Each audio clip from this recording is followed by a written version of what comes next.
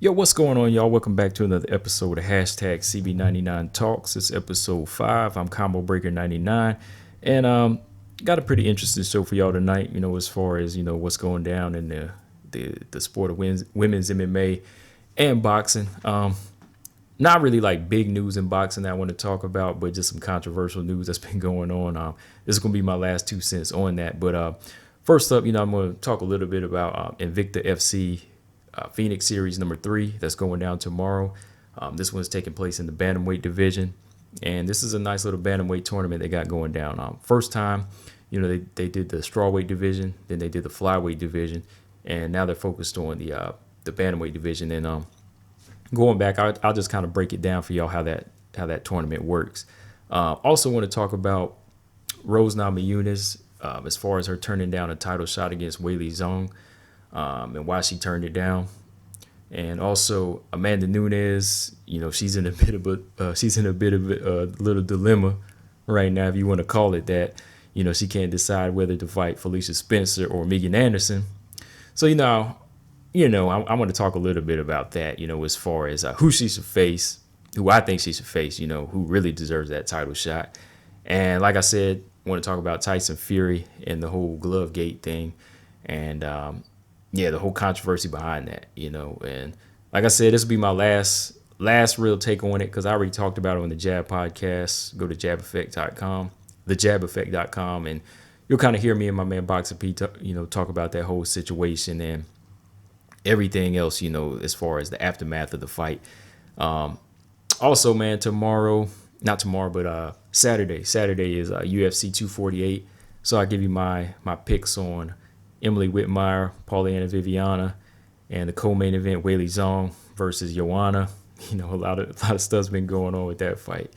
I was just watching that little stare down today, man. But anyways, man. Also, I want to give you my pick on the main event, Israel Adesanya versus Yoel Romero. So got a lot of stuff to talk about, man. I won't really, keep you listen to my other rants here, man. I'll just keep y'all interested here. But hopefully in the near future, one of the things I'm gonna start doing is some interviews. I'm gonna start trying to get some more interviews with, the ladies of MMA, as well as boxing. So yeah, man, it's going down. It's just a lot of stuff I'm working on. But like I said, tomorrow's fight night, Invicta FC Phoenix Series number 3, and this is the bantamweight tournament. And if you haven't seen the first two Invicta events where they did these tournaments, what they are like really fast-paced tournaments where they get 8 women and they have these 8 women fight single elimination fights. What they are like these one-round fights where they get, so what is it like? It's 4 fights, 4 one-round fights, and then it'll come down to 2 fights in the semifinals, and then that final fight. So you get a total of 7 fights that night, and it's really entertaining, because it's bringing something new to the table. Where like in the strawweight division, they actually made the last fight a title fight where Brianna Van Buren became the strawweight champion. She was just running through these ladies that night, and it's so fast paced, and it's so much pressure on these ladies that really makes them have to think on their feet and really have to use their IQs. And that's why I like these tournaments, because it really builds heart, character, and IQ. Going back to the flyweight tournament with Miranda Maverick, shout out to Miranda Maverick, because she faced different styles that night as well, and she had to take each fight in a different approach. The first fight, she fought one style, then she impressed me with the second style, then to top it off in her final fight, she closed it out with a banger. She closed it out with the finisher, and that's why I was just like, man, like she was really able to make these adjustments. And that's what these tournaments do. They kind of weed out regular fighters, contenders, and you really get to see who's like the next big thing. So it's really something that I think a lot of combat sports can follow, especially like, boxing. Boxing really needs more tournaments like the World Boxing Super Series.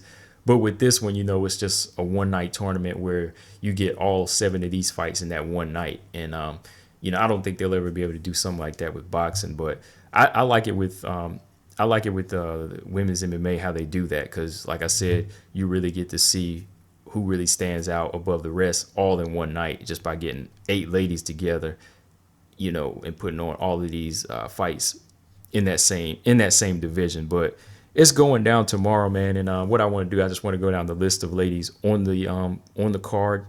I don't know the actual matchups yet, but these are the 8 ladies that are going to be that are going to be in the tournament. They're just not matched up. So first up, we got Brittany Victoria.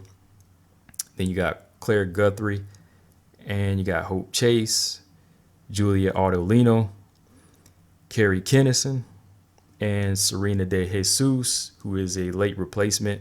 She's actually replacing Gina Knoll.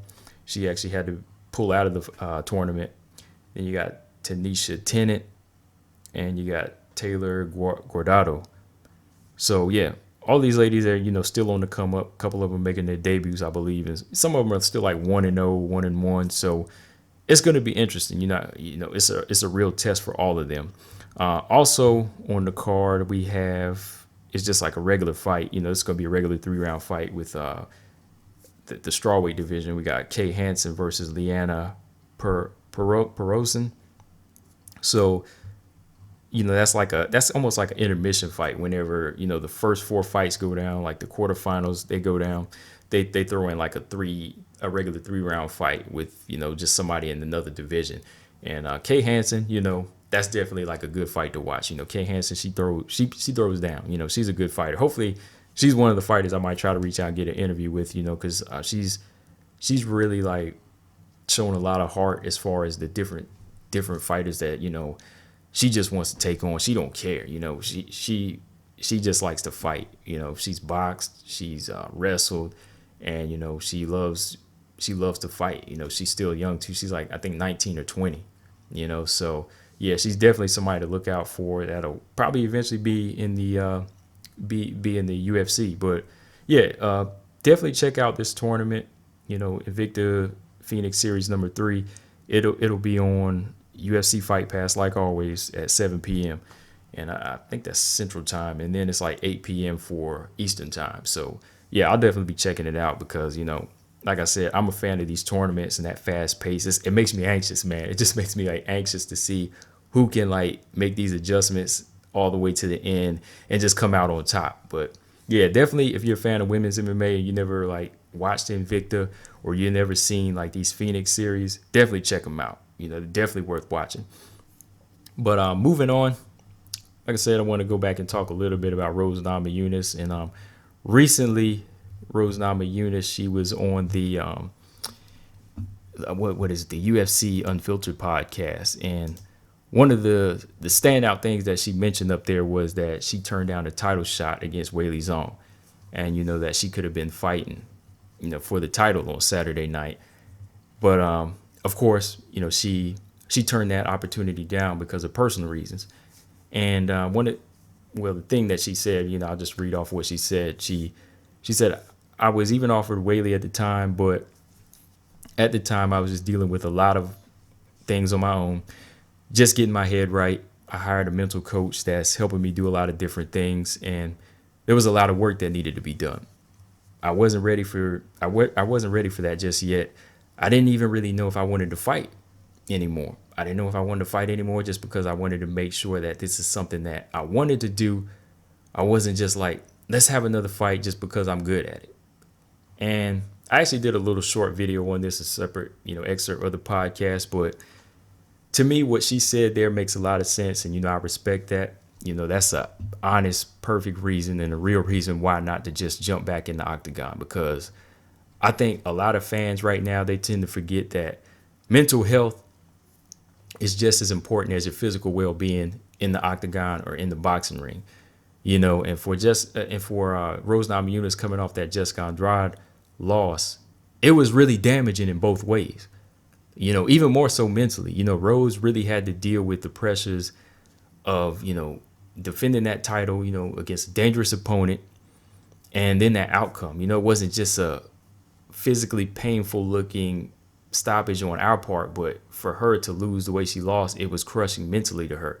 It didn't crush her, like fully crush her, but it just made her rethink a lot of things, because when you think about it, she was executing a good game plan in that fight, a great game plan against Jessica Andrade, and then all of a sudden, something just happens, just like life. Everything can be going well, then all of a sudden just something happens that changes everything. And sometimes you need to step away and rethink things. And that's what Rose had to do. That's why I say I stand with Rose on that choice, because she was being real. She didn't try to say, well, she didn't try to make any excuses. She didn't try to make any excuses after the Jessica Andrade fight and say, oh man, like it was the weight, I was sick, or, I was off and that win didn't mean anything. I'll come right back and fight her again. No, she took the time out to say, yo, something was wrong. After that loss, she said maybe I wasn't really in it like I wanted to be, because even after she lost the belt, she felt like it was a relief, so that kind of told you that even when she had the belt, she was kind of having issues with being a champion. She kind of felt like there were certain duties that were just too much pressure on her. And then she felt the relief whenever the belt was gone. But now she's kind of taking time away, had the mental coach to kind of help her through some things, coach her through different things. And now she's trying to piece that puzzle back together of being a champion. And then you got to respect the fact that she didn't just want to go through the motions of being a fighter. Whenever you're trying to just go through the motions of being a fighter and not like a winner, a fighter kind of fakes themselves out. Like if a fighter just goes in there and says, whenever a fighter just says, okay, I'm all good. My body is fine. No injuries. I'm fine. But they're not thinking about the mental either. They're not thinking about their mental well-being. Then they usually come out losing. 9 times out of 10, they'll lose. Rose, she was at the top. She was at the top and she fell.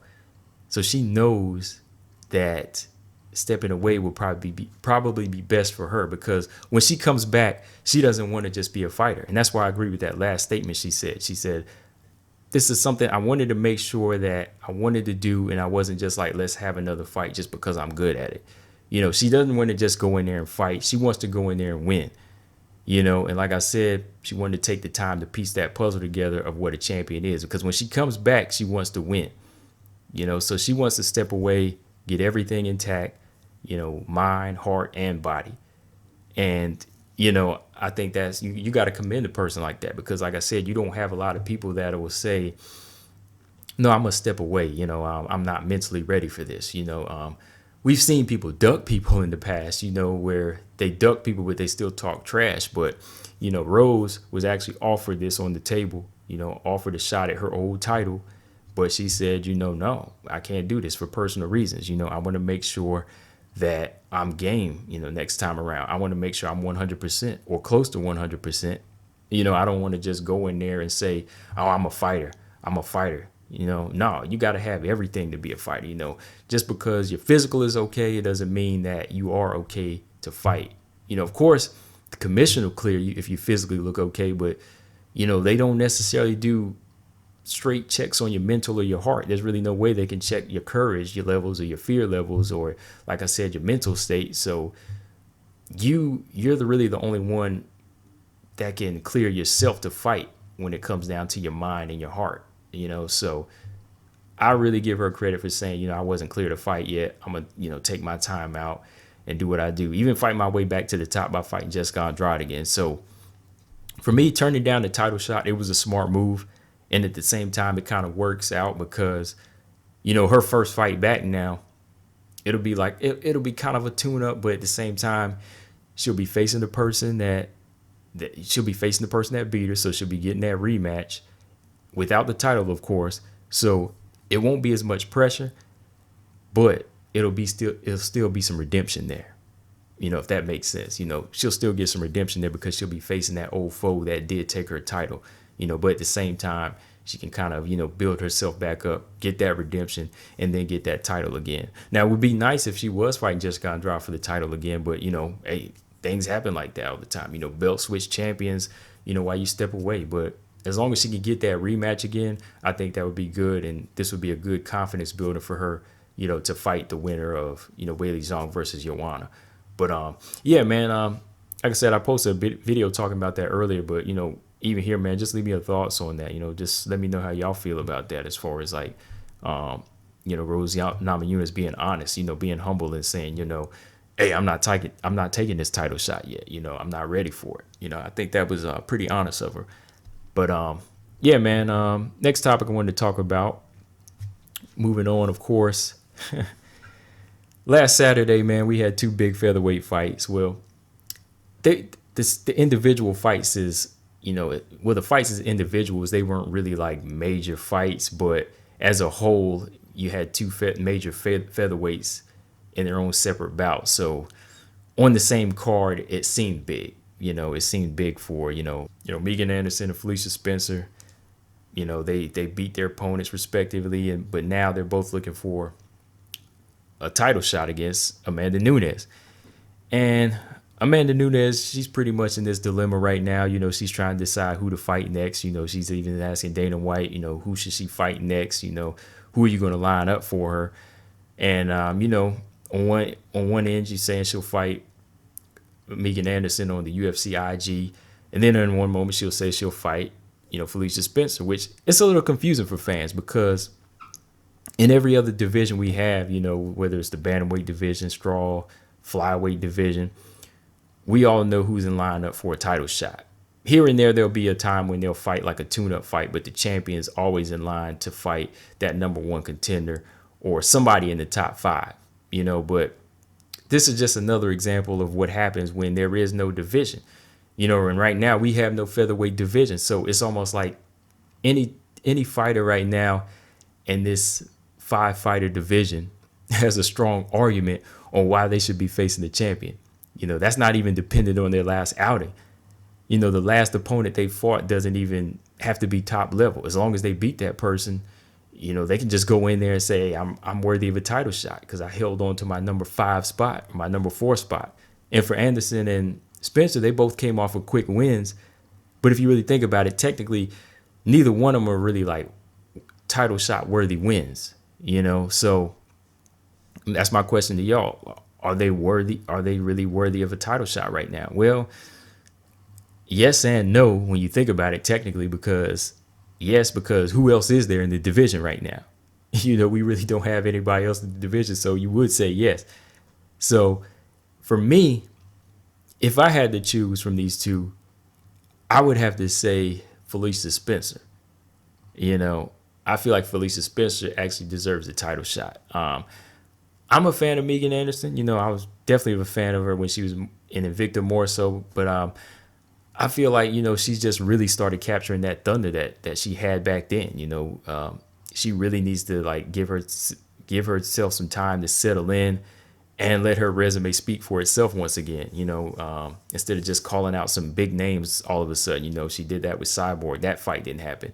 She called out Holly Holm and then lost. Now she's calling out Amanda Nunes. And let's say she gets that fight and loses again. Then what happens, So I just really feel like there's no rush for her on her part. But the track record of KOs like she had in Invicta hasn't been there. None of that's been there. She's only fought a steady level. She's only fought like a steady level of competition where it's kind of been up and down. Up with the Kat Zingano win, then down with the Felicia Spencer win, and then up with the Zara Farron win, and now the Norma Dumont win. But again, those really aren't really like big wins. Those are two newcomers in the UFC, not like a solid win over a top contender. And I think Megan and Felicia, honestly, I think they really need to be vocal about bringing more ladies to the division.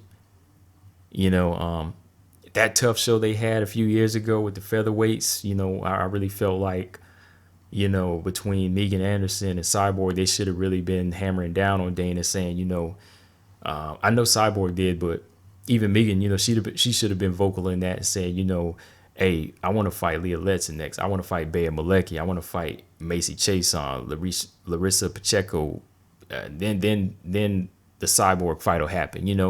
There was just so many names that they brought in there that they could have built like a solid division off of that. And then each fighter could have been put in the ranking, and then the rankings would have had a purpose. That's where Megan should have fell in as far as like telling him, I need these opponents to shine, because once you have those opponents to shine, then, there's no argument, then you'll have that resume to say, okay, she could probably give Amanda Nunes hell. But after a win over Norma Dumont, we really can't say that Megan Anderson is going to be a big threat to somebody like Amanda Nunes. Because, again, right now,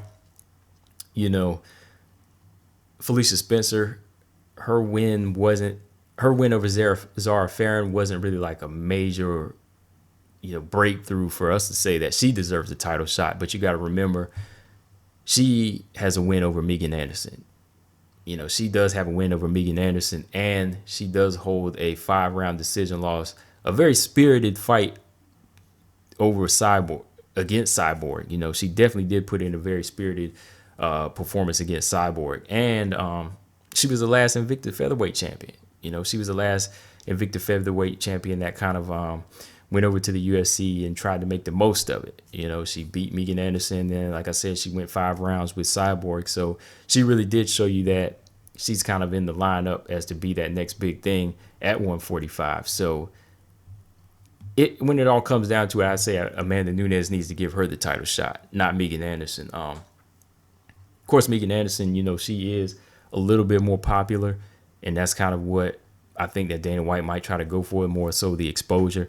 And that's kind of what Megan Anderson's kind of been going for. And to me, I think she needed to kind of chill on that because, Megan's only 30 years old, so she kind of needs to spend more of her time just trying to sharpen up, get better, and just telling Dana White to stack this featherweight division up. Between her and some of these other ladies they have in the featherweight division, they need to be saying, yo, we got to bring in some more 145 pounders.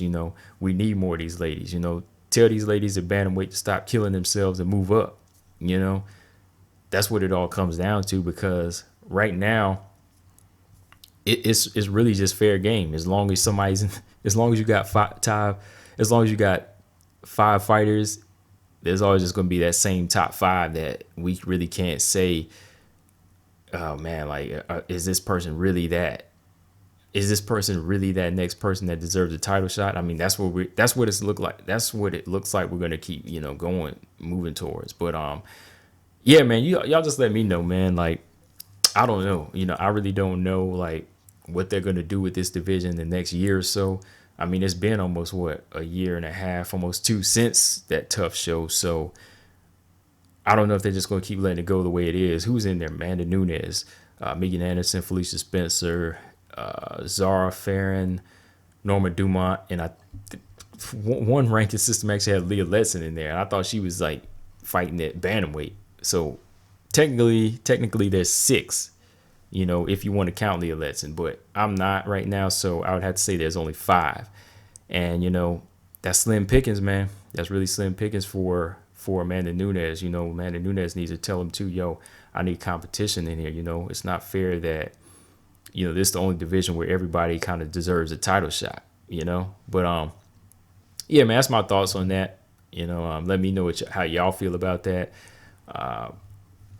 Let me know who y'all think should fight Amanda Nunes next. Like I said, it's Felicia Spencer, hands down. Just let Felicia Spencer get that fight in the summer. But moving on, man. Moving on to this controversial topic I want to talk about. But my last 2 cents, I ain't gonna spend too much time on it. But Tyson Fury and the whole glove controversy. As you know, there have been a lot of videos online, a lot of boxing media that have been, bringing up the fact that Tyson Fury's gloves, the way some people say loaded gloves, the use of his fist in his gloves really like condoned to Wilder's loss in the rematch. Tyson Fury's hand, the way he placed his hand in the glove as far as like putting in the wrist compartment and kind of like flapping the hand out and then using that using the end of the glove close to his wrist to connect on Wilder, throughout the first fight and in the second fight. A lot of people feel like, that's cheating. That is cheating. I mean, that is a form of cheating, but was it the full cause on why Wilder lost the fight? No, it wasn't, but it definitely added to the game plan. It definitely added to Tyson Fury's game plan of wanting capitalize and make sure he could secure a victory against Wilder. And like I said, I was, telling somebody else that, do I condone that? I was like, no, I don't condone that. That still is a form of cheating. And my thing is, we've seen cheating in the past. We've seen like little dirty tricks here and there, little veteran tactics that are used in boxing to kind of help you get a win, because it's still a fight. No fight, no boxing match is ever really clean. And my thing is, like, when you bring that up, when you bring it up into the light, you tell people that, Tyson Fury was punching with this part of the glove, then, you can't really get sensitive on that. People always, and Tyson Fury, he was doing his dirty tactics in this fight. So I don't understand why a lot of people get so sensitive when that's brought up. And it can definitely be argued that he was using dirty tactics in this fight. I mean, once you look at Tyson Fury's punch, the impact of his punches in this fight and the damage he was able to do to Deontay Wilder is questionable, because like in plenty of Tyson Fury's fights, like we've never, in all of his past fights, we've never seen him do this type of damage before to anybody. We never seen him do this type of damage to even that guy Robert Schwartz, the unknown guys, even Otto Wallin. Otto Wallin was in the pocket with Tyson Fury for like 12 rounds, but he didn't look like this. Deontay Wilder was hit with like several thudding shots from Tyson Fury. Granted, Tyson Fury had the weight on, but he's still not like a power puncher. He's still not a full-on concussive power puncher, which is, to me, that's something naturally God-given. And Tyson Fury wasn't given that.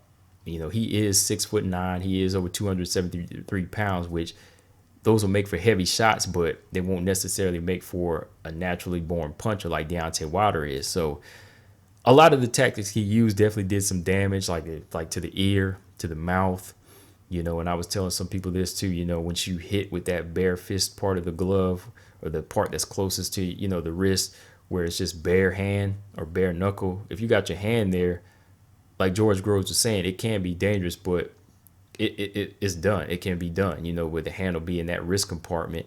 And when you throw it, you're hitting with more like a bare knuckle. And the bare knuckles hitting on flesh, it's definitely going to draw more blood.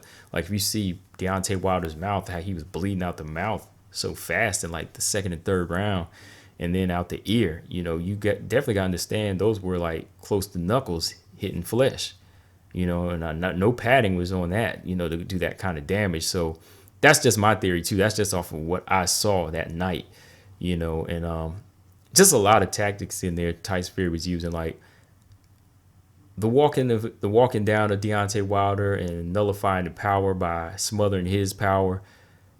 It doesn't just come with, technical. It doesn't just come with a little technical like tips from, Sugar Hill. You also got to add to that. You also got to add some rough and toughness to it, some mauling and brawling. Like Tyson Fury walks Deontay Wilder down. He throws a 1-2. Which is good because he lands both, but he's also going to follow with that forearm.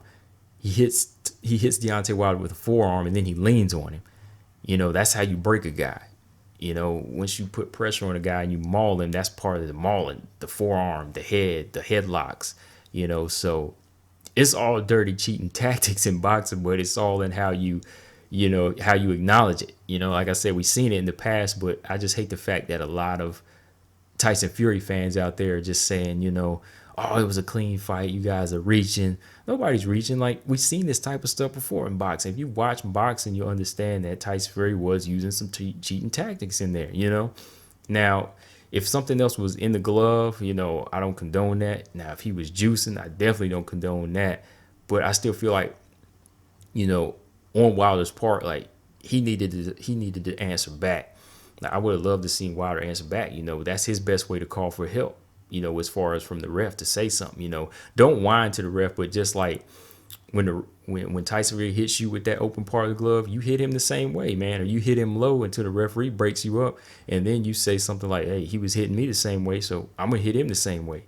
If he's using his head, you headbutt him back, So it's a fight. You got to remember it's a fight. And, that's just another level of saying, I'm going to be in it to win it the same way you are. But again, man, Tyson Fury and these little fight tactics he was using, it was a given that he would do that. Nobody's perfect as far as like, these the fans of Tyson Fury, they're all thinking this guy's like this type of savior or something for boxing, like he's bringing this clean sport of boxing. You got to remember the things he's already been through as a champion, and the pressures he's probably dealing with. There's no doubt in my mind that says he would probably feel pressure to say, man, I got to do anything by any means necessary. And that's kind of what he did. He walked the concussive, deadly puncher down, but he knew that he had to use other tactics, like hitting him by the ear.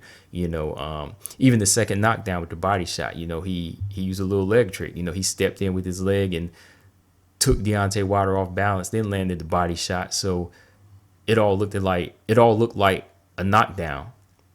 It was all orchestrated as a clean. It's all in how you approach it, but yeah, like that's where I do stand with it as far as, I think he definitely did use some dirty tactics in here, man. Like, I think he definitely did use certain things in there that, Deontay Wilder didn't expect, and, hopefully next time out, this rubber match coming up, Deontay Wilder, they'll be prepared for this one because, unless something, comes up about those gloves, I think that Tyson Fury, he'll be coming up with the same game plan again. That's why I think he'll be using the same approach. He'll feel like he just come in there and flick that open hand jab out and connect with that heavy part of the hand, But yeah, man, my final 2 cents on that, Tyson Fury, he used some dirty tactics in this fight. He came in there with some dirty fighting, dirty boxing. And, people just got to accept that, don't try to play it, play up to him just because you're riding the Tyson Fury train. Don't get so sensitive, or think people are being paranoid. No, it's real.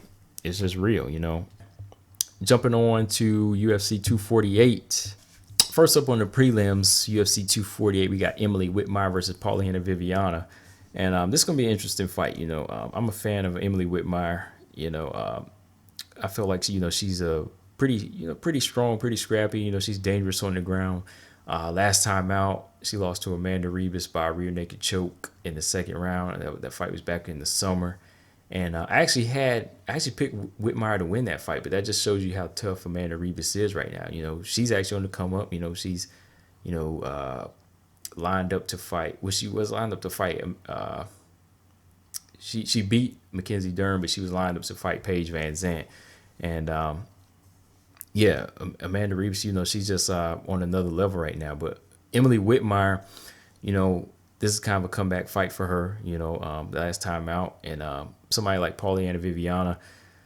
Man, Paulina Viviana, she's on a 3-fight losing streak right now. She lost to J.J. Aldrich, Hannah Cyphers, and Veronica Macedo. So she's kind of in a must-win situation right now.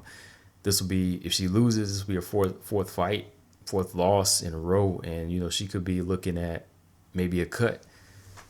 So I think that Paulina is either going to rise to this occasion or she just might go through the motions, but she's really going to have to, make sure she keeps this fight standing. Don't go to the ground with somebody, Emily Whitmire.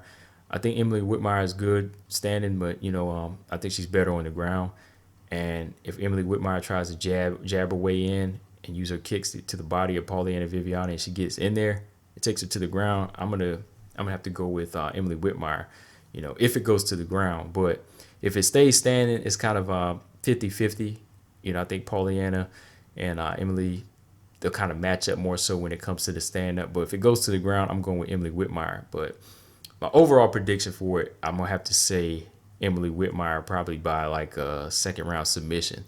I think that she's got more drive in her right now. And, she's ready to come back and, right that, get back on the winning streak, since that loss to Amanda Ribas. But yeah, go with Emily Whitmire over Paulina Viviana. Now, going on to the co-main event, Weili Zhang versus Joanna. Man, this has been some crazy talk. I just posted a couple of videos earlier, about how Dana White felt about Joanna right now. He just feels like, she's not training. She's not training as intense as Weili Zhang. He doesn't think she really wants it as much as Weili does, which is true. Weili, she's just in another lane right now. This is her first title shot. She's taking on the longest reigning champion at strawweight. So she's got a lot on the line. She was first Chinese champion, champion from China. So, she's just got a lot riding on her. But at the same time, she's not really like pressured. She's just in there to do what she does, and that's fight. That's why when you see her training camps, they're intense. Like, it doesn't look like she's like overworking herself. She's just doing what she loves to do. And it's intense, man, when you look at her compared to what Joanna's doing now. But that's just the thing, man. Like Joanna, she's been there, done that before. So for me, it's really hard to believe that Joanna can recapture that flame that she had before. Sure, she can fight. Joanna can fight her ass off, but when it comes down to her actually being able to match the level of hunger and momentum that Weili Zhang has right now, I don't think she can do that. I don't think she can do that. And the zone that she's in, just like Dana White said, she's spending so much time at the beach, and I mean, it's cool, to just cool down and just kind of chill out. But I have been noticing that, like, I seen Joanna's Instagram. She's out there chilling. She's doing a lot of promotion because she's making money in other adventures too. So you got to remember all that other stuff she's doing is probably got her comfortable too. She's probably putting more time into that than she is at the gym. And even if she is working out at the gym, she's probably not as committed to it as she was back in 2014 or 2015. And that's normal. So going into this fight, if she really feels that she can do what she did before, I mean, hey, you got to prove it. You're going to really have to prove it against Weili Zhang, because Weili Zhang, this is her time. This is really her time now. But as far as my keys to victory in this fight for Weili Zhang, I think she just can't stay standing against Joanna in this fight. She definitely has to close that distance, apply pressure, and use timing to time Joanna's jab. She has to use timing and use angles. If she wants to strike with Joanna, she's definitely gonna have to step in at different angles and use timing and use the left hook. Because the left hook, Rose Namajunas had a lot of success with. She found that range against Joanna, and then she timed that left hook perfectly when she leaped in. And I think that's something that Joanna's still kind of prone to, because I seen her. She got caught with a couple of good shots like that from Valentina. Valentina went the distance with her, but Valentina did hurt her a couple of times, and even Rose caught her a couple of times in the rematch. And I think Michelle Waterson did catch that chin in with a good kick in their fight. So the chin, whenever you touch Joanna's chin, she kind of reacts from it. She gets a little shaky. So that's one of the keys to victory. I wouldn't tell a lot of people, but I feel like Weili Zhang should focus on that chin. Don't necessarily go head hunting, of course, but definitely understand that chin is there to be hit. And if you tag Joanna right, you can drop her and knock her out. So those are the keys to victory for Weili Zhang.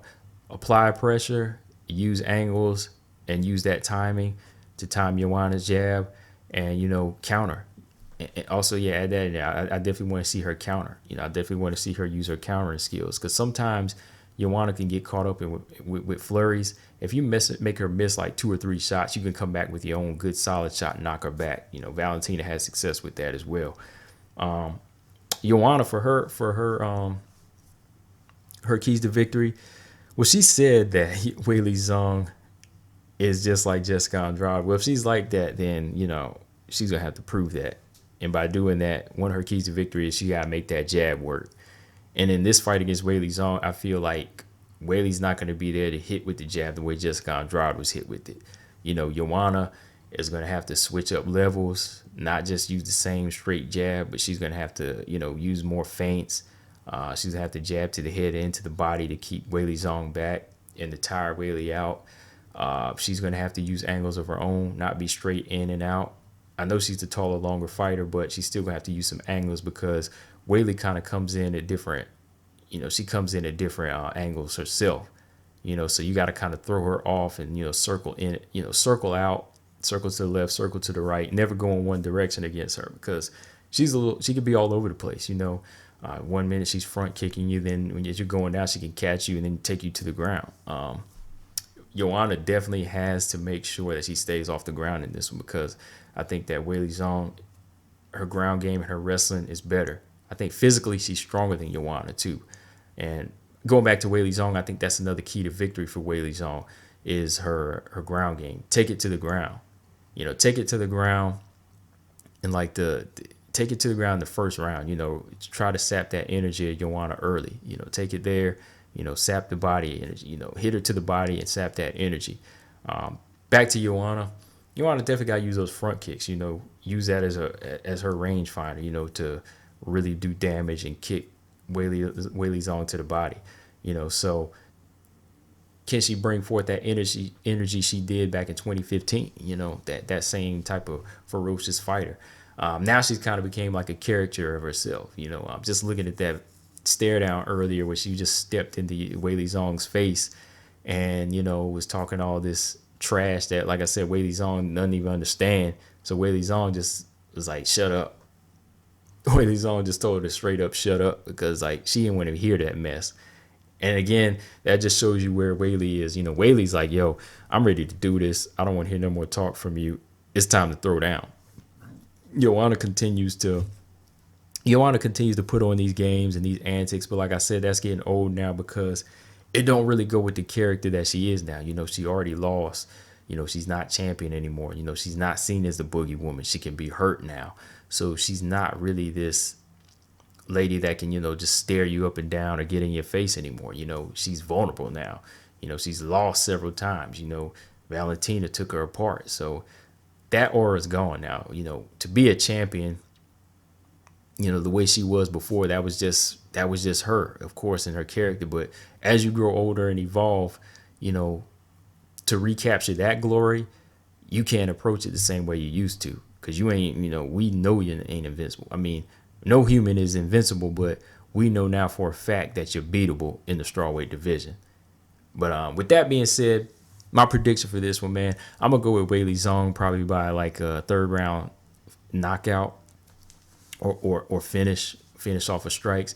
I think that her intensity and her pressure will be too much for Joanna in the first couple rounds. I think that Weili Zhang is definitely going to use some good kicks to the body and use her strength, and she's going to try her best to take Joanna to the ground in this fight. Now, Joanna's not going to be easy to take to the ground, in the strawweight division. I think that she still is pretty strong, and her takedown defense is pretty good. Going by what I've seen in the past, but I don't know, like, if she's lost a step tonight, if she's lost a step on Saturday night, then she'll definitely be getting taken down. And I think that if she gets taken down, Weili Zhang, she's not taking no prisoners. She's gonna go off on her with the ground and pound. So she's gonna get worn down in the first couple rounds, I think, just by the overall pressure and the wrestling of Weili Zhang. But when it comes down to the timing in the third round, in that mid-range fight, and I think if Weili Zhang times it right, she can catch her with the left hook in the right hand and probably get her out of there. But yeah, that's my pick on. I'm gonna go with Weili Zhang by a third round finish. But yeah, man, moving on to the main event, Israel Adesanya versus Yoel Romero. Man, this is a big one, man. I got to give Israel a lot of credit, man. And that's what I love about these divisions in the UFC, man. These guys be fighting guys like Yoel Romero. When you look at his resume, even at 42, man, that dude put a lot of us 20 and 30-year-olds to shame, man. He's just like got it, man. Like, when you look at his resume and even look at Israel's resume, Israel's still on the come up with a lot to prove, but his resume right now is still better than a lot of these boxers out here, man. Like, these divisions, when they force people to fight, it really pulls something out of them. And like Israel calling out Paulo Costa, it just shows you like these guys got true heart and they want the best. And going into this fight, Yoel, he's got nothing to lose. To me, I feel like he beat Costa last time out, his last fight. And in this fight here, he wants to prove that he's the bigger, stronger guy. And, he wants to prove that he still got it at 42. And I think Israel Adesanya, he's not necessarily underestimating him, but I think he feels I think he feels like, he can easily dismantle Yoel Romero, but Yoel Romero is a beast. There's so much going for him besides his physical strength, his wrestling. Even whenever he looks gassed, he's still dangerous. He's coming back with flying knees and back fists.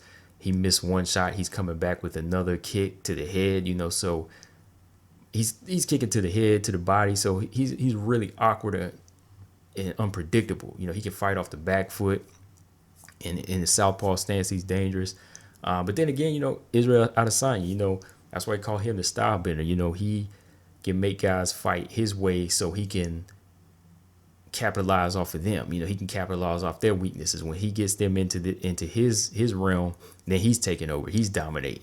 He's got great range with the kicks. He's got the kickboxing and the Muay Thai department down. That's all Adesanya. Accurate jab, excellent left hook and right hand that he showed against Robert Whitaker. All around, man. This is just gonna be a good fight, man. It's just gonna be all around a exciting fight. But if I had let me see, man. If I had to do some keys to victory for Adesanya, man, I think he just has to keep this as a kickboxing match. Use the jab, use those front kicks, and wear Yoel out. Use a lot of angles. Make him look for you, make him chase you, and use your takedown defense. Don't get in any wrestling with him. Just keep him at a distance, pot shot him, and counter with heavy shots. When he comes rushing in with like a back fist, catch him with the uppercut or the right hand. Because I think Israel, he's accurate with both hands. So I want to see him mixing it up from the outside, using good shots from the, different angles, and keeping it standing. Just keep it straight up standing. Yoel Romero definitely got to make it a rough and ugly fight, man. He definitely can't keep this a pretty fight. Capitalize off some of the things that Robert Whitaker was able to do. Go to the body, then go straight back up to the head and catch him. If you're on the inside, duck low and throw the overhand left and the overhand right. Never keep your head on the line with Israel Adesanya. But pressure, take it to the ground.